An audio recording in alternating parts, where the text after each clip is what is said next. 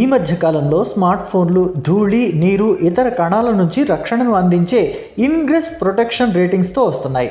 ఈ IP rating ఎంత ఎక్కువగా ఉంటే ఆ మొబైల్కి అంత ఎక్కువ రక్షణ ఉంటుందని అర్థం. ఇప్పుడైనా మన ఫోన్ పొరపాటుగా నీళ్ళల్లో పడితే దానిని ఆరబెట్టడానికి రకరకాల ప్రయత్నాలు చేస్తుంటాం. కొంతమంది తడిచిన ఐఫోన్ను బియ్యపు డబ్బాలో పెడుతుంటారు. ఎందుకంటే బియ్యం గింజలు మొబైల్లోని తేమను పీల్చుకోవడం వల్ల ఐఫోన్ పొడిగా మారుతుందని అనుకుంటారు. అయితే ఈ విధానాన్ని అస్సలు అవలంబించొద్దని ఐఫోన్ యూజర్లను యాపిల్ హెచ్చరించింది. ఇలా చేయడం వల్ల ఫోన్ బాగుపడటం ఏమో కానీ మరింత డ్యామేజ్ అయ్యే ప్రమాదం ఉందని పేర్కొంటోంది. యాపిల్ కంపెనీ ఇటీవల ఐఫోన్ యూజర్లకు ఫోన్ విషయంలో చేయాల్సిన పనులు ఏంటి, చేయకూడని పనులు ఏంటి అనే వాటిపై కొన్ని సూచనలు, సలహాలు అప్డేట్ చేసింది. చేయకూడని పనులలో రైస్ మెథడ్ కూడా ఉంది. బియ్యం గింజలు ఐఫోన్లోని చిన్న పోర్ట్స్లోకి చేరి డివైస్ను హాని కలిగించేలా చేస్తాయంటుంది.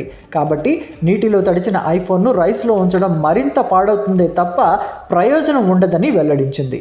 అంతేకాదు తడిచిన యాపిల్ డివైస్లను ఎక్స్టర్నల్ హీట్ సోర్సెస్ వద్ద ఉంచవద్దని అంటుంది.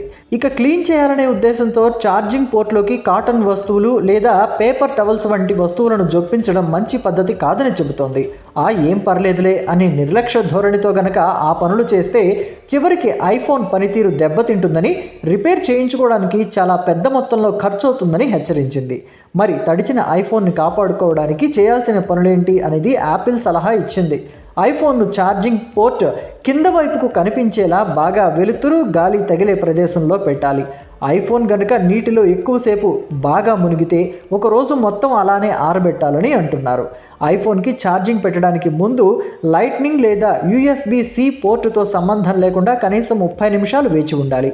గడిచిన 3-4 ఏళ్లలో యాపిల్ విడుదల చేసిన చాలా ఐఫోన్లు IP68 రేటింగ్తోనే వచ్చాయి. ఈ రేటింగ్ ఉన్న డివైజులు దుమ్ము, నీటికి ప్రభావితం కావు. అయితే ఈ రక్షణకు కూడా పరిమితులనే ఉంటాయి.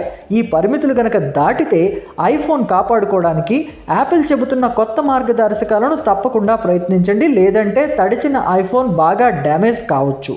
దీంతో రిపేర్ ఖర్చులు పెరిగిపోవచ్చు.